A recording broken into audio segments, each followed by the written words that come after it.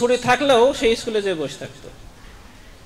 তার স্কুলের প্রতি এত না নেশা ছিল, এত মেধা থাকা সত্ত্বেও সে কখনো তার জীবনে কখনো স্কুল, ঝড় বৃষ্টি বাদল কোনো কিছুই তাকে মানাতে পারে না স্কুল যাওয়া থেকে। যাই হোক, এখান থেকে আমাদেরকে শিক্ষা নিতে হবে। আমি আরেকটি গল্প বলবো। কয়েকদিন আগে ফেসবুকে একটা সুন্দর বাচ্চাদের একটা স্ট্যাটাস দেখলাম যে আমরা শুধু মনে করি যে শিক্ষাটা শুধুমাত্র বড়দের কাছ থেকেই নেওয়া যায়। এটা আমাদের মনের একটা কনসেপ্ট, শিক্ষকের কাছ থেকে, গুরুজনদের কাছ থেকে, বড়দের কাছ থেকে শিক্ষা অর্জন করা যায়। এই শিক্ষা অর্জনটা যে আমাদের শিশুদের কাছ থেকে নেওয়া যায় এটা আমরা অনেকে জানি না। অনেক অভিভাবক মনে করি যে আমি আমার শিশুকে যা বলবো, যেভাবে বলবো, যেভাবে করতে বলবো, আমি যেমনভাবে চাচ্ছি আমার শিশু ওইভাবেই হবে। আসলে সবসময় এরকম নাও হতে পারে। আবার আমাদের শিশুদেরকে আবার অনেক সময় মারধর, অপমান করি তার বন্ধুর সামনে, তার সহপাঠীর সামনে, বড়দের সামনে। আমাদের শিশুরা কিন্তু খুব মাইন্ড করে এগুলো। আপনারা কি জানেন? এই বিষয়গুলো কিন্তু মাইন্ড করে। তো গল্পটা হলো এরকম ধরনের, একটি ক্লাসে একটি ঘড়ি হারিয়ে গেছে। যে ছেলেটা ঘড়িটা চুরি করেছে সে একটি গরিব পরিবারের ছেলে। ঘড়িটা তার এতই ভালো লাগছে সে তার লোভ সামলাতে পারেনি। তারপরে শিক্ষকের কাছে অভিযোগ গেছে। তখন শিক্ষক একজন আদর্শ শিক্ষক, যে শিক্ষকের কাছে অভিযোগ ছিল সেই শিক্ষকটা খুবই একটা আদর্শ শিক্ষক। তো উনি চিন্তা করছে যে আমি ঘড়িটা কিভাবে বের করতে পারি দেখি। তখন উনি সবাইকে দাঁড় করাইছে, বলে সবার হাত উপরে ওঠাও এবং সবাই চোখটা বন্ধ করো। তখন সবাই চোখ বন্ধ করে দাঁড়িয়ে আছে ক্লাসে। তখন সবার পকেট চেক করতে করতে যে গরিব ছেলেটা তার পকেটে পাওয়া গেছে ঘড়িটা। তখন সবাই বলছে সবাই চোখ খুলে, ঘড়িটা পেয়েছি, পাওয়া গেছে ঘড়িটা। তো তারপরে যথাসাধ্য যার ঘড়ি তাকে দিয়ে দিছে। অনেক দিন চলে গেছে। যে ছেলেটা ঘড়ি চুরি করেছিল সে ছেলেটা একদিন শিক্ষক হয়েছে। অনেকদিন পর সেই বৃদ্ধ শিক্ষকটার সাথে দেখার পরে তাকে আবেগে আপ্লুত হয়ে জড়াই ধরেছে যে স্যার, সেদিন আমার মান সম্মান বাঁচিয়েছিলেন। তো তোমার মান সম্মান কিভাবে বাঁচালাম, কি ঘটনা? তো বলছে স্যার কি আপনি মনে নাই যে আমি একটি ক্লাসে ঘড়ি চুরি করেছিলাম? তো সেই ঘড়িটা আমি চুরি করেছিলাম, আমি সেই ছাত্র স্যার। তো গোপনে যে আমার পকেট থেকে ঘড়িটা নিলেন এবং কোনো ছাত্রছাত্রী জানতে পারলো না, আমি যে আমার সহপাঠীর কাছে যে আমি লজ্জিত হলাম না, এই জন্য আপনাকে ধন্যবাদ। এবং আপনার আদর্শ অনুসরণ করে কিন্তু আমি আজকে শিক্ষক হয়েছি। তখন শিক্ষক বলছে বাবা, তুমি যে ঘড়িটা চুরি করেছেন আমি তো জানি না। তো স্যার কিভাবে? তো বলছে আমি যখন পকেট চেক করি আমি চোখ বন্ধ করে চেক করেছিলাম। কার পকেট থেকে ঘড়ি পাওয়া গেছে আমি কিন্তু আজও জানি না। আজকে জানলাম যে তোমার পকেট থেকে সেই ঘড়িটা পাওয়া গিয়েছিল। ঠিক আছে, তাহলে আমরা কি শিক্ষা গ্রহণ করতাম? যে আমাদের শিশুদের কাছ থেকে শিক্ষা আছে এবং শিশুদের কিন্তু মান সম্মান আছে। আমরা অনেক সময় তার বন্ধু বান্ধবদের সামনে অপমান করি, মারধর করি। ক্লাসেও অনেক সময় শিক্ষকরাও এরকম ধরনের কিছু করতে পারে। উনি খুব লজ্জা পান। আমার শিশুরা যেন লজ্জা না পায় এদিকেও শিক্ষক এবং অভিভাবকদের খেয়াল রাখতে হবে। আর একটা হলো যে শিক্ষিত হওয়া, শিক্ষা অর্জন করা আর ভালো মানুষ হওয়ার মধ্যে কিন্তু পার্থক্য আছে।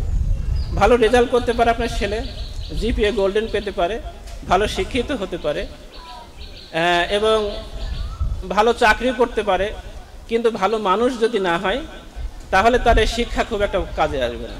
ঠিক আছে, যার কারণে ভালো মানুষ হওয়ার জন্য, চারিত্রিকভাবে একটা শিশু বড় হওয়ার জন্য অভিভাবকদের ছোটকাল থেকেই খেয়াল করতে হবে।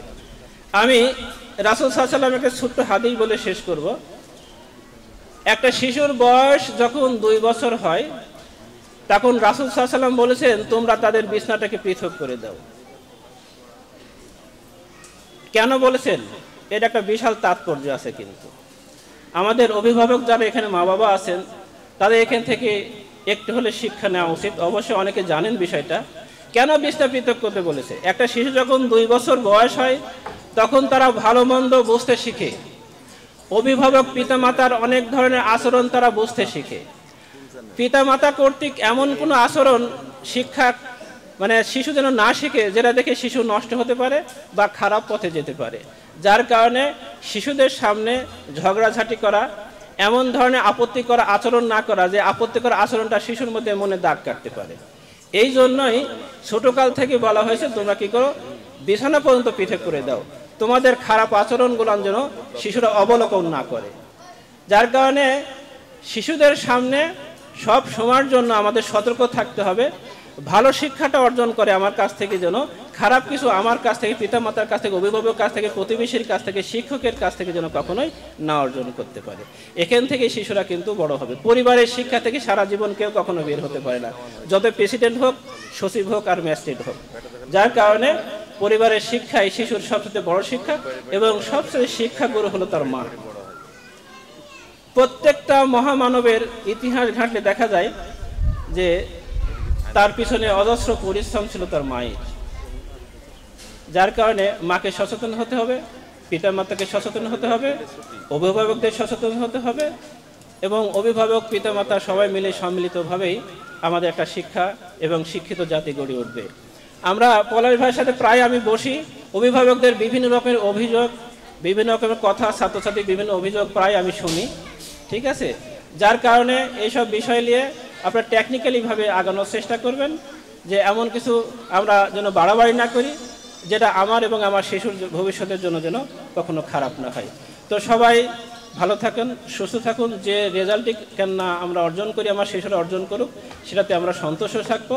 যার কারণে ভালো মানুষ হওয়ার জন্য ভালো রেজাল্ট যে খুব ভালো কাজ করি তাও না, সবচাইতে তৃতীয় বিভাগে পাশ করা ছেলেটাও অনেক সময় দেখা যাচ্ছে দেশের বড় বড় বড় পদে কিন্তু তারা অধিষ্ঠিত আছে, আবার অনেকে ভালো রেজাল্ট করে খুব ভালো জীবনী করতে পারে নাই। তো সবাই ভালো থাকুন, সুস্থ থাকুন। অর্চাড পাবলিক স্কুল উত্তরোত্তর উন্নত লাভ করুক, সফলতা অর্জন করুক। আমরা সবাই যেন মানবিক গুণসম্পন্ন, চারিত্রিক গুণসম্পন্ন জাতি হিসেবে আমাদের অনাগত এই ভবিষ্যৎকে যেন গড়ে তুলতে পারি, এই আশাবাদ ব্যক্ত করে আমি এখানে শেষ করছি। আসসালামু আলাইকুম ওয়া রাহমাতুল্লাহি ওয়া বারাকাতুহু।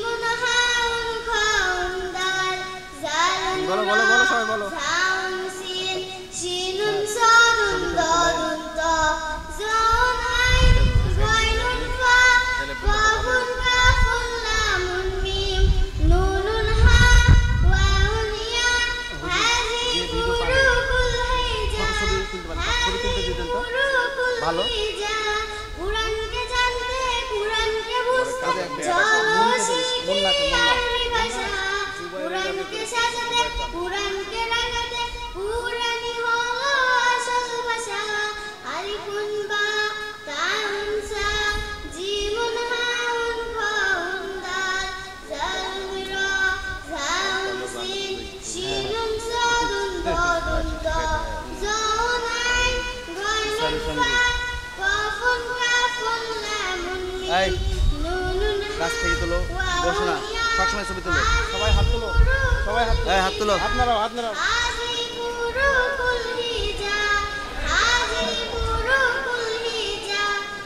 আসসালামু আলাইকুম ওয়া রাহমাতুল্লাহি ওয়া বারাকাতুহু। ওয়ালাইকুম আসসালাম। মুন্না মাশাআল্লাহ,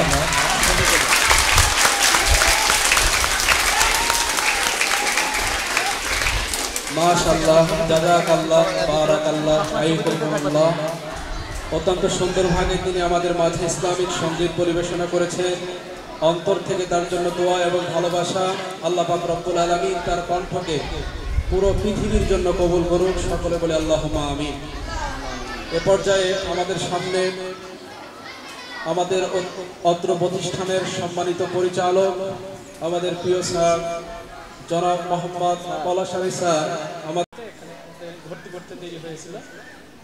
তো আমার বাচ্চার বিশেষ কিছু বলার মতো তেমন নাই, তারপরেও একটু বলি, যেহেতু এখানে আমি এই 2 মাস থেকে আমার বাচ্চাকে ভর্তি করছি এবং আমার বাচ্চার যতটুকু উন্নত দেখতে পাইছি সেই কারণে হয়তো সেখান থেকে ততটুকুই বলা।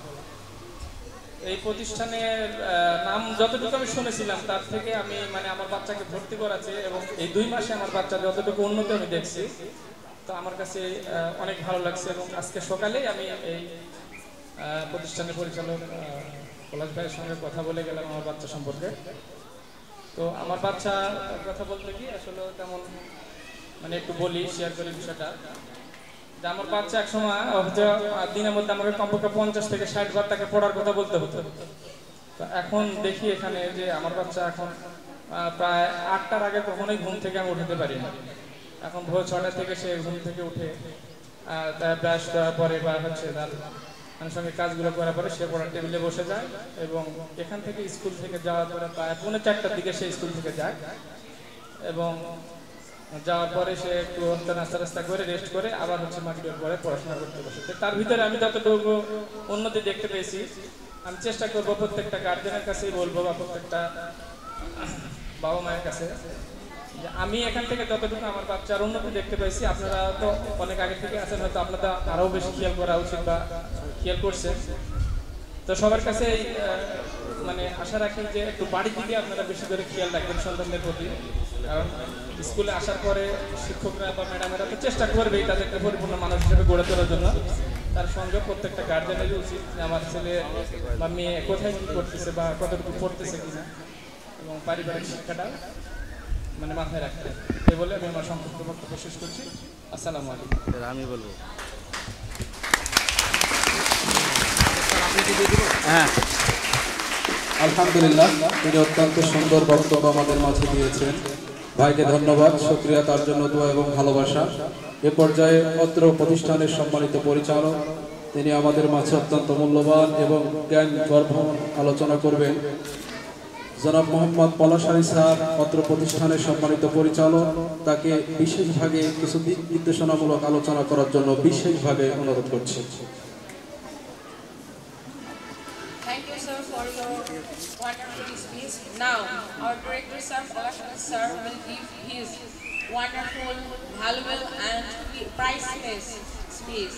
Now, listen carefully and please obey him. Thank you. আউযুবিল্লাহি মিনাশ শাইতানির রাজিম। বিসমিল্লাহ।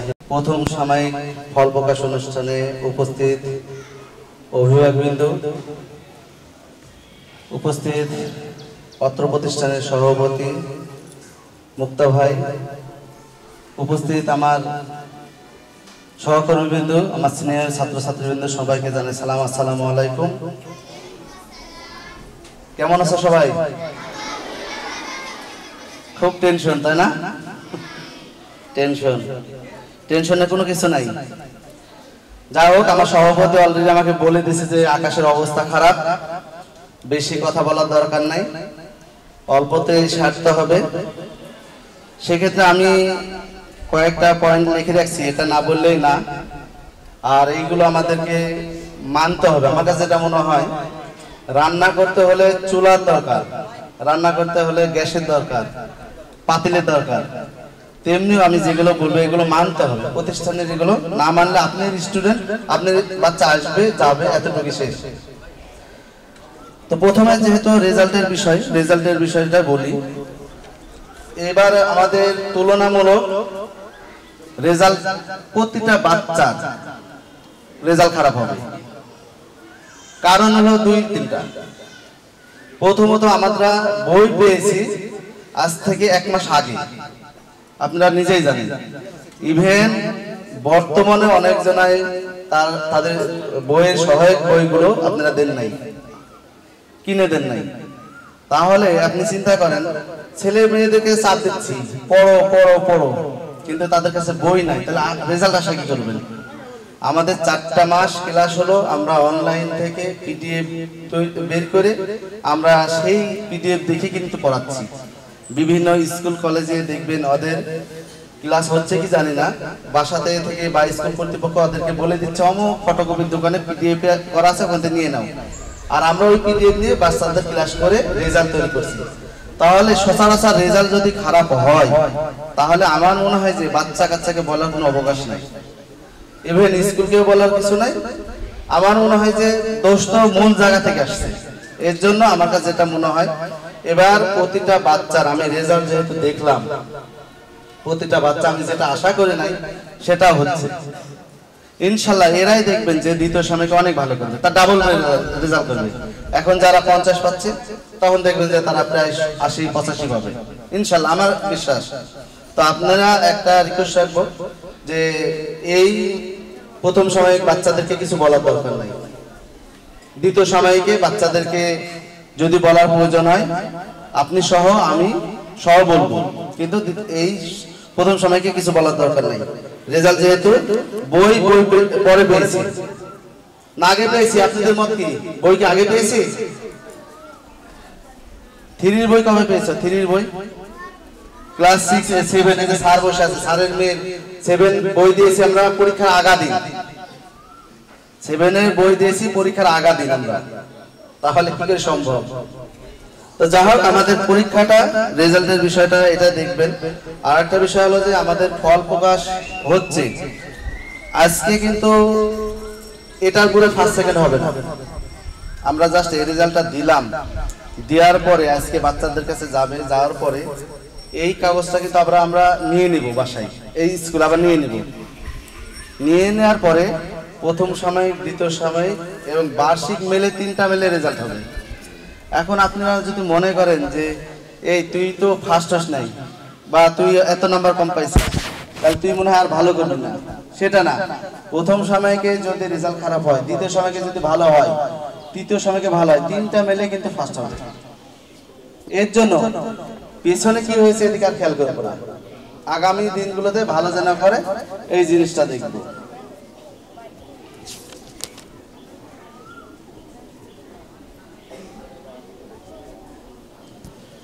আরেকটা বিষয় হলো যে আমাদের কিছু কিছু জিনিস লক্ষ্য করা যাচ্ছে, অভিভাবকদের উদ্দেশ্যে বলবো। আচ্ছা ধরেন তো আমি যদি মিথ্যা কথা বলি তাহলে আমার সহকর্মী যারা আছে এরা কি শিখবে? মিথ্যা শিখবে। এখন আমরা যেহেতু আপনাদের বাসায় যাচ্ছি, যাওয়ার পরে দেখছি একটা বাচ্চা মোবাইল দেখছে, আপনি আমাকে বা আমার শিক্ষকদেরকে দেখে বলছে বাবা বাবা ওই যে স্যার আসছে, মোবাইল ধুয়ে পড়তে বসাচ্ছেন, ওই বাচ্চাকে আপনি কখনো মানুষ করতে পারবেন? কখনোই না, আমার বিশ্বাস কখনোই মানুষ করা যাবে না। আমি নিজেই গিয়ে দেখলাম বাচ্চা টেলিভিশন দেখছে, গ্লাস আছে না রাত্রে দেখবেন যে আমার এই বাসার গ্লাস রাত্রে কিন্তু আলো জ্বললে দেখা যায়, যদি পর্দা না থাকে ভিতরে কি করছে। আমি নিজেই দেখছি দাদির সঙ্গে টেলিভিশন দেখছে, গ্লাস দিয়ে দেখলাম। এখন আমি মোটরসাইকেল যেমনি আমার প্রত্যেকটা স্টুডেন্ট আমার মোটরসাইকেল নাম্বার মুখস্থ আছে, পেছনে মোটরসাইকেলের পেছনে আপনার আমার যে নাম্বার থাকে না মোটরসাইকেলের নাম্বার, প্রায় বাচ্চার নাম্বার মুখস্থ, আর সাউন্ডও মুখস্থ। আমি তো রঘুরামপুরে ঢুকতেই পারি না, যদি রঘুরামপুর রাস্তার নামি রঘুরামপুরের আশপাশে জানা সারা সব মেসেজে স্যার এলাকায় ঢুকছে, এই যে হাসছাড়া মানে কি করে যে নিউজ আছে, কি করে যে সেট করে রাখছে। কেউ কেউ বলে স্যার দোকানদারকে বলা আছে, যে দোকানদারকে বললে দেখা যাচ্ছে যে আমাদের কাছে নিউজ চলে আসবে। তাহলে চিন্তা করেন, তাহলে ফ্যামিলির একটা শাসনের ব্যাপার আছে। আমি অনেক নিয়ম কারণ করলাম, অনেক শাসন করলাম, কিন্তু আপনাদের ভিতরে কোনো শাসন নাই, তাহলে বাচ্চাকে আমি কখনোই মানুষ করতে পারবো না। এর জন্য আপনাদের কাছে একটা পড়ার রুটিন দেওয়া হয়েছে, দেওয়া হয়েছে পাইছেন? কে কে পাননি হাত চালান দেখি। অভিভাবক সবাই পাইছেন। একটা 24 ঘন্টা একটা বাচ্চা কি করবে, কখন খাবে, কখন ঘুমাবে, কখন পড়বে, কখন নামাজ পড়বে, এ টু জেড দিয়ে আছে। তাহলে আপনারা এটাও পূরণ করছেন না, তাহলে বাবা হোয়াটসঅ্যাপে দিচ্ছেন কেন? আপনারা হয় প্রাইমারিতে দেন, নালে এখন থেকে এই করেন। চীনের বাচ্চারা দেখেন ছোট ছোট থেকে প্রযুক্তি দিয়ে করে, খালি শিক্ষিত হয় না। ওরা দেখেন যে আপনার লেদ আছে না, আমরা তো লেদ ভাবি, লেদের কাজ ছোট হবে, দেখেন চীনে এটাকে বড় কাজ মনে করে, হাতের কাজ।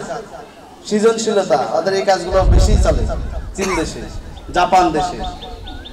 কিন্তু আমার কথা হলো যদি হয় ভালো করে পড়ান, নাহলে এই যে প্রতি মাসে বেতনটা দেন এটা স্টপ করে অন্য কাজে লাগান। আর আমি যতটুকু দেখছি বাচ্চার চেয়ে অভিভাবকদের বেশি চালাক। এই চালাকিগুলো করা যাবে না। আমাদেরকে সহযোগিতা করতে হবে, একটা বাচ্চা মানুষ করার জন্য আমাদেরকে অবশ্যই সহযোগিতা করতে হবে। সহযোগিতা না করলে আমরা কি করে মানুষ করব বলেন? তাহলে আমাদেরকে কি করতে হবে, বাচ্চাদেরকে কি কি করছে সব ইনফরমেশন গুলো আমাকে দিতে হবে। ইনফরমেশন দেওয়ার জন্য একটাই লাইন, আপনাদের কাছে যে লাইনটা দিয়েছি, চিঠিটা দিয়েছি বা একটা 24 ঘন্টা রুটিন দিয়েছি, এটা দিবেন, এটাতে না আর কিছু দরকার নেই। ওইটাই আপনি পূরণ করে দিবেন, A to Z আমার দায়িত্ব, আপনি কোনো টেনশন নাই। আমি দেখবো আপনি সন্তান আমার হাতে দিয়েছেন। ওই যে পুলিশ ভাই গল্প করলো আমাকে সকালে যে ভাই আমার বাচ্চা সকাল 8টার সময় ঘুম থেকে আমি তুলতে পারতাম না, ওই বাচ্চা সকাল 6টার পরে আমি পড়তে শুরু করছে। কিসের জন্য? ওই যে আপনি একটা পড়ার রুটিন দিয়েছেন, রাত 10টা পর্যন্ত ফোন দেখতো, সারাদিনই ফোন দেখতো। ওই বাচ্চা, আমার ছোট একটা বাচ্চা আছে অসুস্থ, ওই বাচ্চা যদি বলে যে এই গেম বের করে দাও, তুমি বাবা আমি গেম বের করবো না, আমি ধরবোই না, ওই মোবাইল ধরবোই না। দেখেন যে বাচ্চাকে আপনি মারে ধরে অত্যাচার করেও ফোন বন্ধ করতে পারছেন না, আর আমার একটা ছোট কথা, ছোট একটা শাসন বা ছোট একটা কাগজে সবকিছু অফ হচ্ছে। তাহলে আপনি আমাকে সহযোগিতা করছেন না কেন বলেন তো? আপনি আমাকে সহযোগিতা করেন। আপনি সন্তানের পুরোটাই দায়িত্ব আমি নিছি। আপনি সন্তানের ভালো মন্দ, বাসায় খারাপ ব্যবহার করছে আমাকে বলেন, বাসায় খাচ্ছে না আমাকে বলেন, বাসায় পড়ছে না আমাকে বলেন, বাসায় মোবাইল দেখছে আমাকে বলেন। আপনি যদি একটা ছোট্ট একটা কথা বলেন উনি অনেক বড় মনে করবেন, আর আমি যদি 10টা বাড়ি মারি কিছু মনে করবে না। এই জন্য টোটাল দায়িত্বটা, আমি কিন্তু এই স্কুলের পরিচালক না, আমি একটা কেয়ারটেকার হিসাবের মতো থাকতে চাই। এই প্রতিষ্ঠানের কেয়ারটেকার হলো ইংরেজি ভাষা, বাংলা হিসাবে পিয়ন বা দাস থাকে না, দাসের মতন থাকতে চাই আপনাদের কাছে। যে আমাকে বলে যে স্যার আমার বাচ্চা পড়তে বসছে না, আমি যাবো। আমার টিচারদের রুমে যদি কোনো এই লাগে মানে চর বা মার্কা লাগে, আমি দিয়ে আসছি। আমি টিচারদেরকে বলে রাখছি যে আমি স্কুলে একটা কেয়ারটেকার, আমি এই স্কুলের মালিক না। আমি কেন মালিক? এই স্কুলের মালিক আমি। আজ যদি মারা যায় স্কুলের মালিক আমি থাকবো? আমাকে আল্লাহ তাআলা এখানে একটা দায়িত্ব দিয়েছে। এই দায়িত্বটা যদি আমি ভালো করে পূরণ করতে না পারি, তাহলে কিয়ামতের দিন আল্লাহর কাছে আমি ধরা খাবো। এর জন্য পুরোটাই দায়িত্বটা আপনি দিন, আমার শিক্ষকদের। আমরা সবাই মিলে এই কোমলমতি শিশুদেরকে মানুষ করব, এদেরকে ভালো পথে নিয়ে আসবো। এখন আমরাও দেখেন সহযোগিতা করছে না, আপনারা সহযোগিতা করছেন না, তাহলে এই বাচ্চাগুলো তো নষ্ট হবে। এর জন্য বাবা আপনাদের কাছে একটাই রিকোয়েস্ট যে আপনার সন্তান আমাদের হাতে দিয়েছেন, আমাদেরকে মানুষ করার সুযোগটা করে দেন, অন্য কিছু না, আমাদেরকে সুযোগ করে দেন। ইনশাল্লাহ আপনার বাচ্চা অবশ্যই ভালো হবে, ইনশাল্লাহ ভালো হবে। আরেকটা বিষয় হলো যে আমাদের জামাল স্যার বা আমাদের সালাদি স্যারও বলে গেছে নিয়মিত স্কুলে না আসা। আমি এটাও বুঝি না, আজ গত বুধবার সম্ভবত গত বুধবারে তার আগামী বুধবারে এক অভিভাবককে ফোন দিলাম যে বাবা ভাই বাচ্চা কই? বলছে যে আমার ভাই বাচ্চা খুব অসুস্থ। বাচ্চার সাথে যোগাযোগ করলাম, বাচ্চা তুমি কোথায়? বলছে আমি ঘুরে বেড়াচ্ছি। কথার কথা। তাহলে আমার কথা হলো যে আমার তো মিথ্যা কথা বলার দরকার নাই, দরকার আছে? দরকার নাই। বাচ্চা অসুস্থ, অবশ্যই অসুস্থ থেকে স্কুলে আসার দরকার নাই, কিন্তু আপনারা ছোট্ট একটা বিষয় দেখা গেলে সুযোগ পেলে স্কুলে আসতে দিচ্ছেন না। আমাদের এই অর্চাড স্কুলে একটা নিয়ম আছে, যদি সকাল 10টার সময় ঘুম থেকে ওঠে তাও স্কুলে পাঠাবে। অসুস্থ হতে পারে না, আপনি সন্তান অসুস্থ হতে পারে না, 10টার সময় আবার সুস্থ হতে পারে না, 10টার সময় পাঠান, সমস্যা কি? আপনি কি স্কুল করতে পারবো? আপনি মারবেও না, ধরবো না। হ্যাঁ, যদি নিয়মিত এই জিনিসটা করতে থাকে, যে স্কুলে আসছে না, নিয়মিত এটা করলে হবে, অবশ্যই স্কুল কর্তৃপক্ষ ধরবে। কিন্তু মাসে একদিন, বছরে 2 দিন, এটা হতেই পারে, অসুস্থ হতেই পারে, লেটে স্কুল আসতেই পারে। কিন্তু আপনাদের দেখলে ভিতরে দেখলাম যে একটু যদি সুযোগ পান, একটু জ্বর আসে, যাওয়া যাবে না, স্কুলে যাওয়া যাবে না, এটাতে আপনার ইন্টারেস্ট কি? ক্ষতি তো আপনি দেন। আমাদের শিক্ষকদেরকে পাঠ বিভাজন করে দিই, গোটা বছরে একটা পাঠ বিভাজন করে দিই। অর্থাৎ আজকে যদি 45 পেজ পড়া হয়ে যায়, আমরা কিন্তু আগামী দিনে আর 45 পেজ পাবো না। এটা মাথায় রাখেন, আজকে 45 পেজ পড়লাম, আগামী দিনে আমি আর 45 পেজ পাবো না। ওই 45 পেজ থেকে যখন প্রশ্ন আসবে, আপনার বাচ্চা যখন পারবে না, তখন স্কুলে দুর্নাম করবেন। তাহলে দোষ করবেন আপনি, আর পুরোটাই দোষ হবেন আমাকে, আমার প্রতিষ্ঠানের উপরে, তাহলে হবে না। এর জন্য বাবা নিয়মিত স্কুলে পাঠাতে হবে, নিয়মিত প্রতিষ্ঠানে পাঠাতে হবে।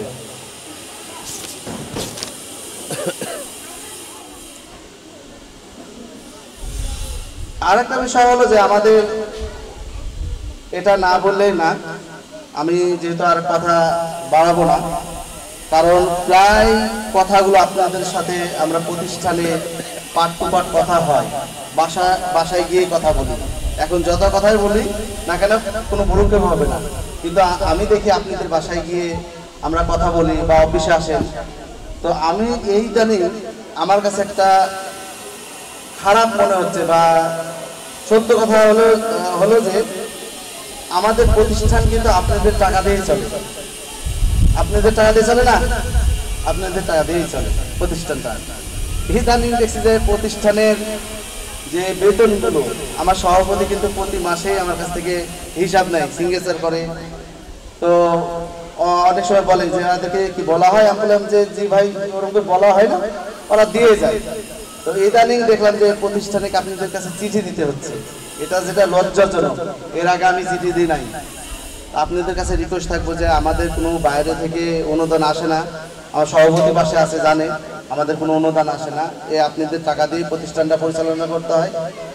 আপনারা চেষ্টা করবেন প্রতি মাসের বেতনটা প্রতি মাসে দিবেন, তাহলে আমরা প্রতিষ্ঠানটা পরিচালনা করতে পারবো ইনশাল্লাহ। তো যাই হোক, সব মিলে আপনারা ভালো থাকবেন। বাচ্চাদের রেজাল্টের বিষয়ে আবারও বলি, কেউ মন খারাপ করার দরকার নাই, আগামী দিনগুলোতে আরো ভালো করবে ইনশাল্লাহ। আর সবাই আমার প্রতিষ্ঠানের জন্য দোয়া করবেন। এই প্রতিষ্ঠানটা আজ এই জায়গায় আসছে শুধুমাত্র আপনাদের জন্য। আমার পলাশ কে ছিল, কয়জন ছিল? এই যে আপনারা আজকে বলছেন, ওই ভাই বলছে ভালো পড়াশোনা হয়, ওই ভাই বলছে ভালো পড়াশোনা হয়। আজকে এই সকালে ফজর নামাজ পরে এক ভদ্রলোক মসজিদের ইমাম সাহেব আমাকে ফোন দিয়েছে যে স্যার, আপনি প্রতিষ্ঠানে আমার ছেলেকে পরে ভর্তি করবো। কেন? আমি এক জায়গায় খুব আশা করে ভর্তি করছিলাম, এই জায়গাতে আমি কিছুই পারি নাই, আমার ছেলে যা ছিল এটা নষ্ট হয়েছে, আমি আপনি প্রতিষ্ঠানে ভর্তি করবো, যেহেতু 5 মাস শেষ, নিয়ে যাবে কিনা। আমি বললাম যে ঠিক আছে, নিয়ে আসেন, দেখবো ইনশাল্লাহ। তো আপনাদের কাছে রিকোয়েস্ট করবো, এক্ষেত্রে চলে যাওয়ার আগে দোষটা বলবেন, পরামর্শ দিবেন। আমি পরামর্শ নিতে পছন্দ করি, আমার ভুলটা ধরবেন, আমার ভালো দিক বলার দরকার নাই, খালি আমার ভুলটা ধরবেন, আমার সভাপতিকে বলবেন, আমাকে বলবেন, সমস্যা নাই, যে কোনো ভুলগুলো আমাকে বলবেন, তাহলে আমাদের এই প্রতিষ্ঠান কিন্তু একদিন অনেক বড় হবে, অনেক বড় হবে। তো ঠিক আছে, সবাই ভালো থাকবেন, সুস্থ থাকবেন, আমার সভাপতি কথা বলবেন ইনশাল্লাহ। আল্লাহ হাফেজ, আসসালামু আলাইকুম।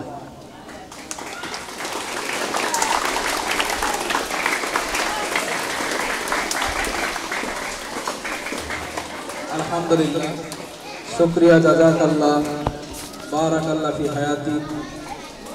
অত্র প্রতিষ্ঠানের সম্মানিত পরিচালক জনাব মোহাম্মদ পলাশ আলী স্যার অত্যন্ত সুন্দর গঠনমূল্য মূল্যবান কথা তিনি উপস্থাপনা করেছেন।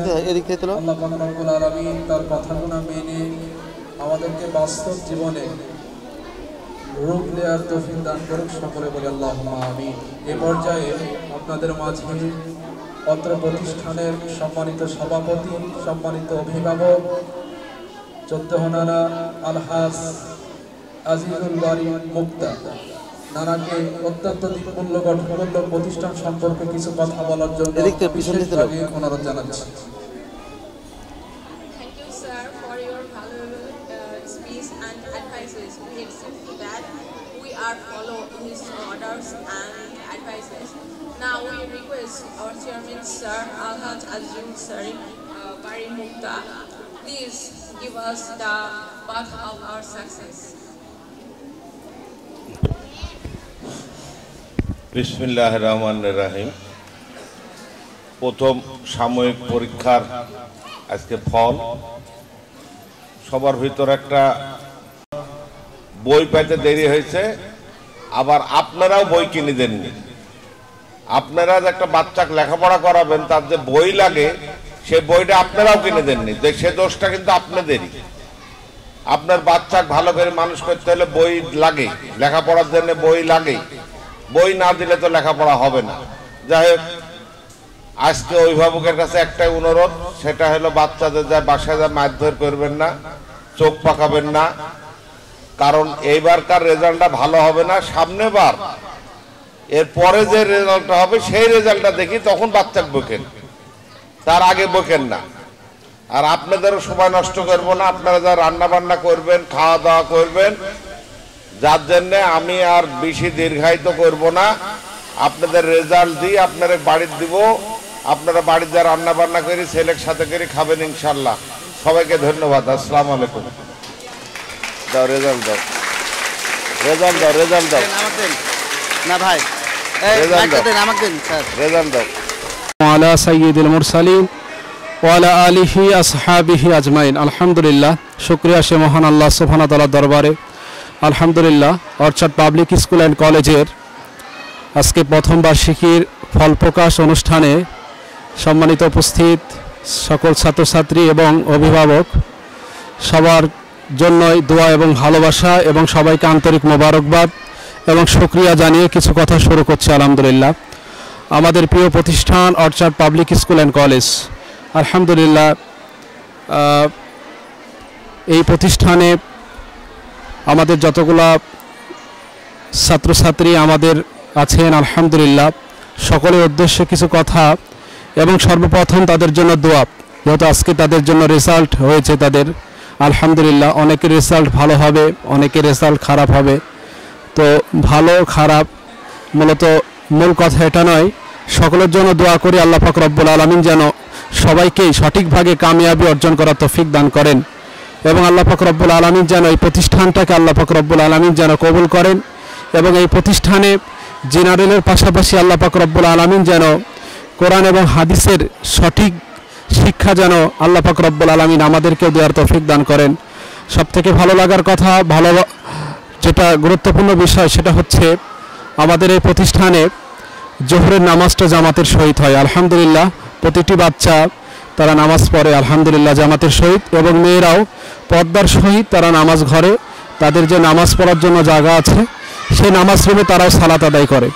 আলহামদুলিল্লাহ, স্কুল আসার সময় বাবা মাকে সালাম দেওয়া এবং স্কুল থেকে ফেরার পরে বাবা মাকে সালাম দেওয়া, এই সমস্ত বিষয়গুলো অত্যন্ত ভালো লাগে একজন ছাত্রছাত্রীর জন্য, যে আল্লাহ পাক রব্বুল আলামিন তাদেরকে ইসলামের জন্য কবুল করুক। কারণ রাসূল সাল্লাল্লাহু আলাইহি সাল্লাম বলেছেন যে তোমরা সালাম দাও, সালামুন কবলুল কালাম, প্রত্যেকটা কথার শুরুতে সালাম দিতে হবে এবং এটাই হচ্ছে মূল বিষয়। এবং এই নৈতিকতা, এই শিক্ষাগুলা আল্লাহ পাক রব্বুল আলামিন যেন প্রত্যেকটা বাচ্চার জন্য কবুল করেন। আলহামদুলিল্লাহ, এর জন্য সবার জন্য দোয়া করবেন, বিশেষ করে যারা আছে তাদের জন্য দোয়া করি।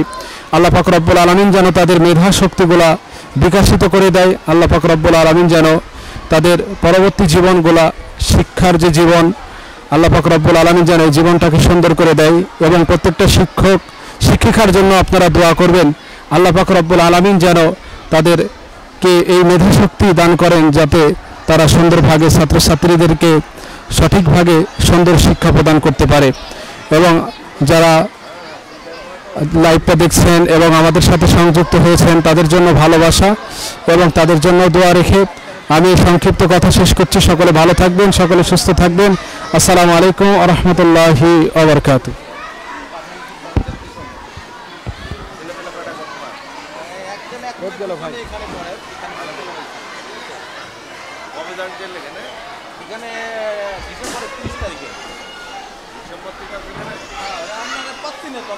ভাই কেটে দেন, ক্লিয়ার করেন, বন্ধ করে দেন। সভাপতি আমি কিছু বলেছি।